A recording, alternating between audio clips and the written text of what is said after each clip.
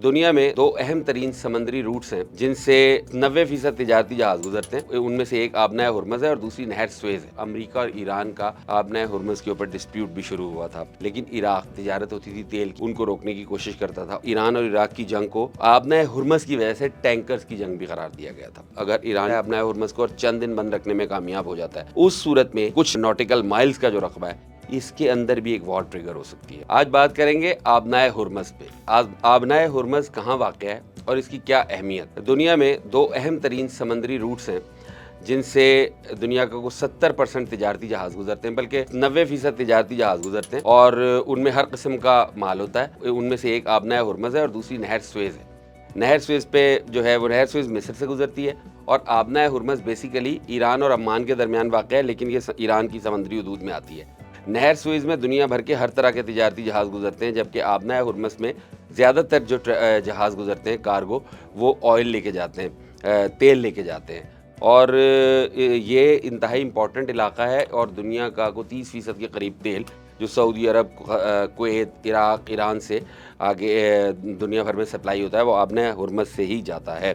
اچھا، آبنائے ہرمز جو ہے یہ 33 کلومیٹر چوڑی ہے، اور اس کی اہمیت کا اندازہ اس بات سے لگایا جا سکتا ہے کہ دنیا بھر کی جو تیل کی رسد ہے اس کا 5واں حصہ اس سے گزرتا ہے. 5واں حصہ یعنی 20% جو تیل کی رسد ہے وہ یہاں سے گزرتی ہے. اس کے علاوہ یہاں سے گیس کارگو بھی ہوتی ہے. قطر دنیا میں سب سے زیادہ گیس سپلائی کرتا ہے، تو اس کے جو گیس کے ٹینکرز ہیں وہ بھی آبنائے ہرمز سے ہی گزرتے ہیں. لیکن 1980 سے 90 کے دوران جب ایران اور عراق کی جنگ ہو رہی تھی تو اس وقت آبنائے ہرمز جو ہے وہ بہت زیادہ ڈسکس ہوئی، کیونکہ جنگ کی وجہ سے بند بھی کرنا پڑا، اور امریکہ اور ایران کا انہی دنوں میں آبنائے ہرمز کے اوپر ڈسپیوٹ بھی شروع ہوا تھا. تو چاہتا تھا کہ یہ چلتی رہے، لیکن عراق یہاں پہ جو تجارت ہوتی تھی تیل کی، یا جو ٹینکرز گزرتے تھے یا کارگو شپس گزرتے تھے، ان کو روکنے کی کوشش کرتا تھا. اس زمانے میں چونکہ عراق کی بیکنگ امریکہ کر رہا تھا، تو امریکہ اور ایران کا اس پہ کانفلکٹ تھا، اور چونکہ تیل ٹینکرز میں ہوتا ہے تو اس دوران یہ کیا کہتے ہیں ایران اور عراق کی جنگ کو آبنائے ہرمز کی وجہ سے ٹینکرز کی جنگ بھی قرار دیا گیا تھا. ایران کی انتہائی امپورٹنٹ جغرافیائی لحاظ سے انتہائی اہم حصہ ہے ایران کا. تو جب ان کے اوپر عالمی سطح پر پابندیاں لگائی گئیں، یا ان کے اوپر جب پریشر آتا ہے، بین الاقوامی دباؤ آتا ہے، تو ایران اکثر یہ دھمکی دیتا ہے کہ وہ آبنائے ہرمز بند کر دے گا.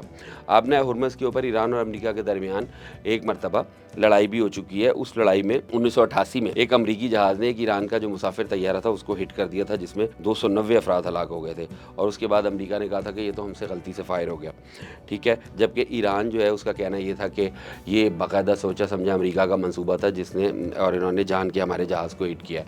اس کے علاوہ امریکہ کے جو ہے جہاز، ایک شپ جو تھا، وہ ایک مرتبہ اس علاقے سے گزرتے ہوئے ایران نے اس کا جو عملہ تھا اس کو پکڑ لیا تھا اور چند دن بعد چھوڑا تھا. 2012 میں بھی امریکہ اور ایران کے درمیان جب کشیدگی ہوئی تھی تو اس وقت بھی ایران نے آبنائے ہرمز کو بند کرنے کی دھمکی دی تھی. اور اس وقت جو مشرق وسطیٰ کی صورتحال ہے اس میں بھی ایران کا کہنا یہ ہے کہ اگر ہم پہ زیادہ دباؤ آیا، یا ہم پہ مطلب ہمیں زیادہ تنگ کیا گیا، تو ہم آبنائے ہرمز بند کر دیں گے. اب اگر یہ بند ہوتی ہے تو اس کے بند ہونے سے ہوگا کیا؟ دنیا کی 20% جو آئل ٹریڈ ہے وہ رک جائے گی، وقتی طور پہ تو رک ہی جائے گی. اس صورت میں تیل جو ہے اس کی قیمتوں میں 120 سے لے کے 130 بیرل کا اضافہ ممکن ہے.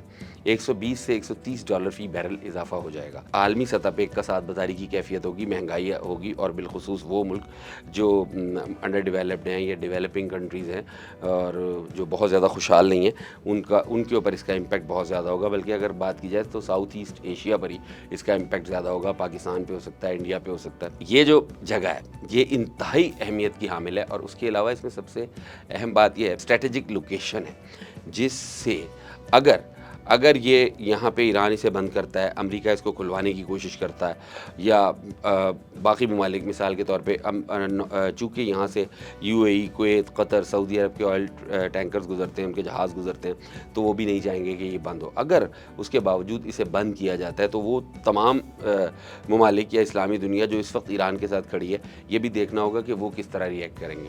اچھا، ان ساری باتوں کے باوجود اگر ایران یہ پریشر سسٹین کر جاتا ہے اور اس کو بند کر دیتا ہے آبنائے ہرمز کو، اور चंद दिन बंद रखने में कामयाब हो जाता है, 2 से 3 दिन भी बहुत होंगे।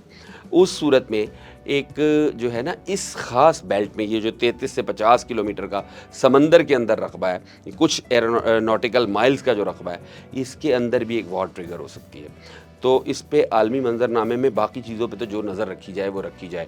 एआई जनरेटेड बहुत सारी फुटेजेस हम देख रहे हैं, कोई कहीं जाके गिर रही है, कोई कहीं जाके गिर रही है, लेकिन जो अहम तरीन इलाका है वो आबना हुर्मुज़ है और उस पर नज़र रखने की ज़रूरत है। अगर तो इस एरिए में कोई मसला होता है, कोई इशू होता है, इसको ईरान बंद करने की कोशिश करता है, तो फिर सूरत हाल बहुत गंभीर हो जाएगी।